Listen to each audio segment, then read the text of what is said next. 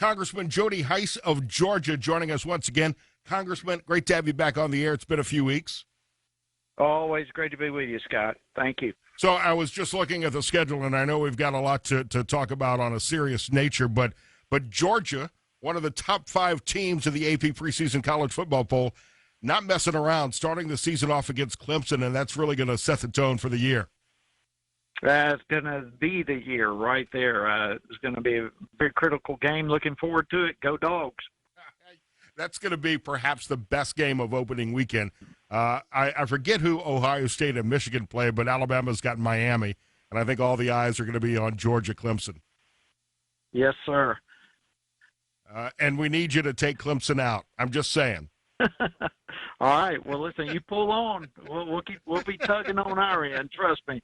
We'll be tugging and barking away. Congressman, what's the vibe like on Capitol Hill today? I mean, I know you're in the middle in the House of these negotiations, these meetings, and trying to get a vote on the infrastructure deal, which I want to talk about. But I've got to think there's a lot more buzz and attention and concern being spent right now, especially maybe in your office with your constituents and your employees, your staff on Afghanistan and trying to get Americans out.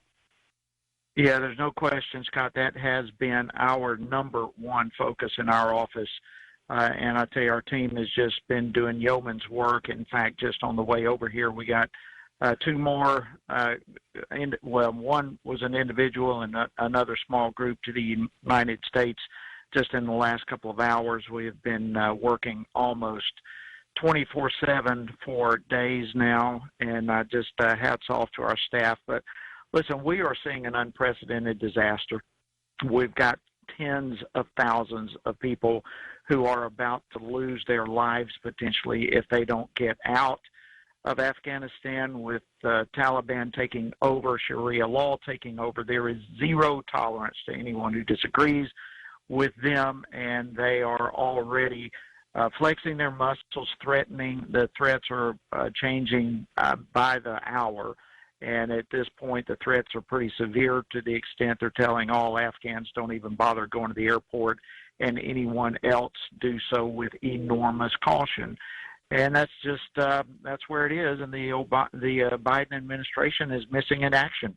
They're letting the tail wag the dog here. It's just absolutely disgusting that we are allowing the Taliban to set the rules of engagement rather than the United States. Do we have any idea yet how many Americans may still be stuck in country? Do you have any idea how many Georgians may be in Afghanistan or allies, friends of Georgia servicemen members who may have assisted in our military efforts who need to get out of the country? Do you have any idea what the count is? I really don't, Scott. It numbers in the tens of thousands, though, when you add the SIVs and all that group. And now the State Department is looking at your P1s, P2, that's your priority 1 and 2, and basically is just throwing them out the window and saying it's tough, you're not getting out of the country. And it's heartbreaking to think. I'm so grateful we have been able to help quite a number save their lives, literally, but it is just so deeply, deeply disturbing to the point of many tears have been shed in our office over people we're trying to help, but it appears as though we're not going to be able to get some of them out. But we're not giving up hope. We continue pounding every door we can, doing all we can. But I would say, we're looking at tens of thousands of people. And so far, there's been over 50,000 evacuated. But I'll tell you this, Scott, just a small fraction of that number are Americans. So there are still a large number of American citizens that are over there. They are not only being stranded, but within a matter of days, they are going to become hostages. It's just there's an enormous amount of work to do, and I can't believe the Biden administration is saying they're sticking to the August 31st deadline. And that's what we expect to hear. Where as of our conversation right now, we're live at 3:21 on the Scott Sands Show. Congressman Jody Hice of Georgia here. We're expecting comments from President Biden on the crisis, the failure of leadership in Afghanistan. Earlier today, some House members, you may have been included in this, got a classified briefing from Biden administration officials on the situation there. The SecDef and the chairman of the Joint Chiefs were part of that briefing. one of the major concerns that I have and that many lawmakers like yourself have is this artificial August 31st deadline that apparently the Biden administration will hold to at the request of, apparently, of the Taliban. And I don't understand why President Biden and the Biden administration have allowed the terrorists and the Taliban to dictate this red line, this ultimatum, and why President Biden seems to be too afraid to tell the Taliban that the American military will be there until every single American citizen and ally is brought home safely. Why will the president not use those words? Well, Chicken Little, I mean, he's got no mental capacity. He's got no leadership. The one thing that the Taliban and other terrorist groups understand is strength. It's power. And this administration has none. I guarantee you, Scott, none of this would be happening if Trump were still in the White House. None of this.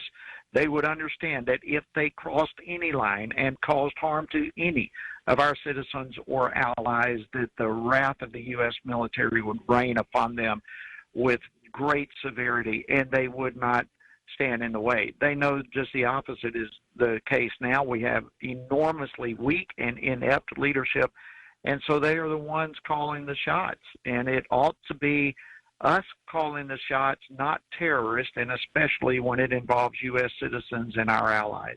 You know, Congressman Benny Thompson of Mississippi, one of your colleagues in the House, speaking out today about the January 6th probe and the House spending probably millions of dollars investigating the January 6th incident on our nation's capital.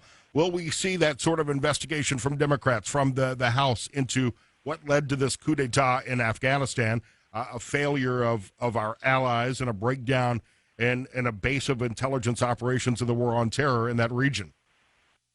Well, we're calling for it. We've called on Chairman Maloney and the Oversight Committee to call hearings and investigations. We've got to get to the bottom of this. To my knowledge, he has not yet replied to our letter. But I do not see how the Democrats can get around this. We've got to get to the bottom of it. This is the biggest foreign policy disaster, certainly in my lifetime, perhaps in the nation's history. I can think of nothing that even remotely comes close to the devastation that this is causing. And Scott, is not just the fact that we are creating an extremely dangerous situation for individuals, but what we have done to our allies, the credibility that has been lost regarding America to the entire world. What is this going to do in terms of future engagements that require help from other countries? Can they count on the United States to keep their word?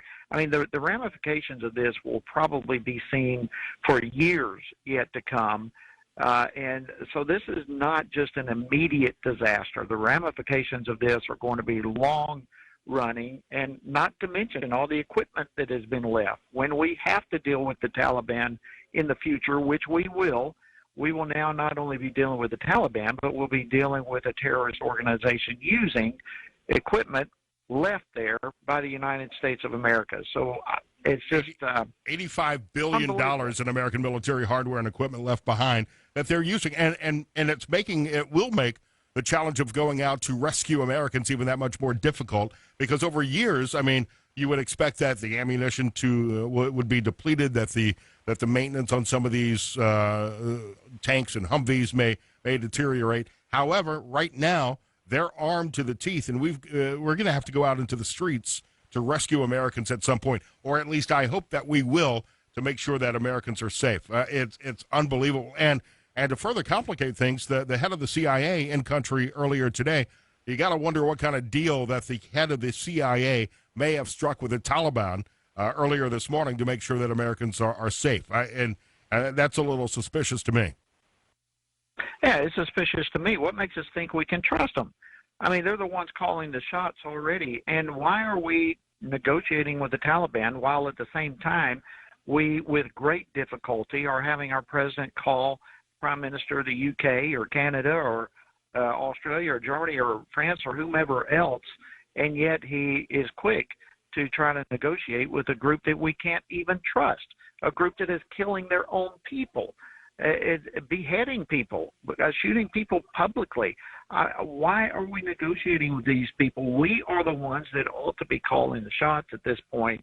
Again, it's an enormous, very disturbing sign of the ineptness of this administration and what they are leading our country into, and future relations are going to be damaged, perhaps beyond repair, for a long, long time. Representative Adam Schiff of California saying earlier today, it's hard for me to imagine all that could be accomplished, and that nobody could have predicted such a rapid collapse. I think anyone who was around during the Soviet Union's attempted invasion of Afghanistan, or any service member who served in country and saw what happened before the troop surge in Afghanistan or Iraq, could have predicted this at first glance. With that, I don't understand why this was such a surprise to the Biden administration and Democrats.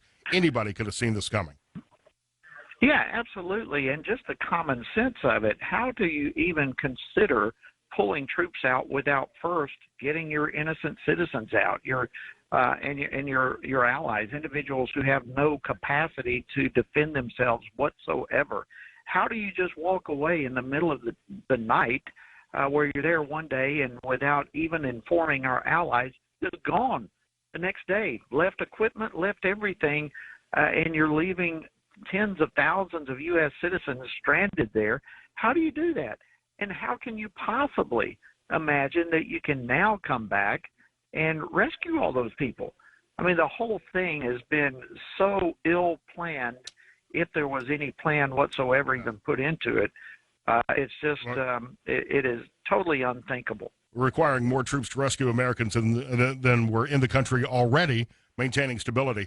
Congressman Jody Hice of Georgia here on the Scott Sand Show. Congressman, I appreciate your time. While we've got you, real quick, what's the status, what's the latest in the House as the ongoing debate over the $3.5 trillion tax and spend infrastructure bill generated by the liberal wing of Democrats in the House? Where are you on that vote, which was delayed last night?